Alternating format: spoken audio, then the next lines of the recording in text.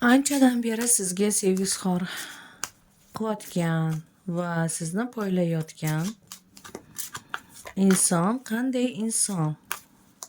Maqsadi nima? U qanday inson? Maqsadi siz bilan til topishish va siz bilan bog'lanish, siz bilan munosabat o'rnatish.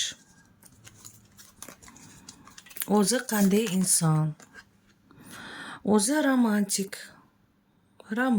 romantikani yaxshi ko'radi. Sevgi haqidagi sarguzashtlar yoki biron bir ayriliqdan qo'rqadi, yolg'izlikdan qo'rqadigan shaxs. Hamda sizga hozir juda ham qiziqib qolgan. U o'zini juda ham kuchli shaxs qilib ko'rsatadi. Kuchli, oliyjanob yigit haqida. U sizni poylaydi. Ijtimoiy o'zingizni boshqa saytlaringiz, Instagramdan yoki boshqa joydan u sizni poylaydi, kuzatadi anchadan beri.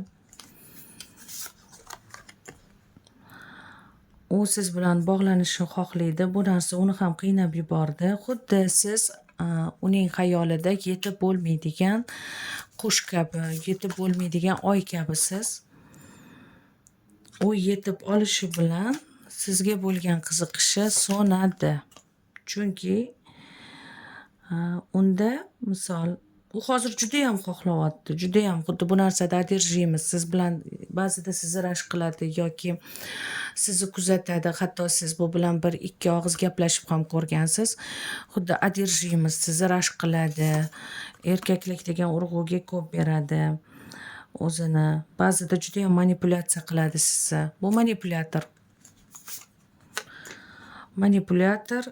va biron bir narsaga harakat qilmaydi. Birinchi harakat qiladi, keyin to'xtashni afzal biladi. Ya'ni qiziqqan narsasini ko'rsa, ushlab olsa va bo'ldi. Boshqa narsaga qiziqib ketishni boshlaydi. To'g'ri qilasiz bu bilan yaqinlashmasdan. Bu ko'proq o'zini o'ylaydi baribir.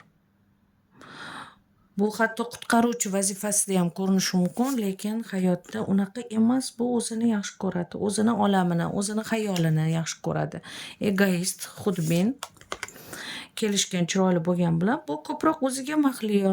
Bu o'ziga mahliyo inson. Uni xatti-harakatlari u boshqa lичностьda, xuddi shunaqa bo'lmoqchi bo'lgan lичность.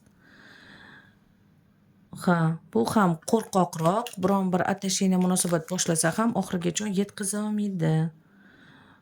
Xayollari ko'p, illyuziyasi ko'p. To'g'ri qilasiz u bilan munosabat o'rnatmasdan. U fokusnik.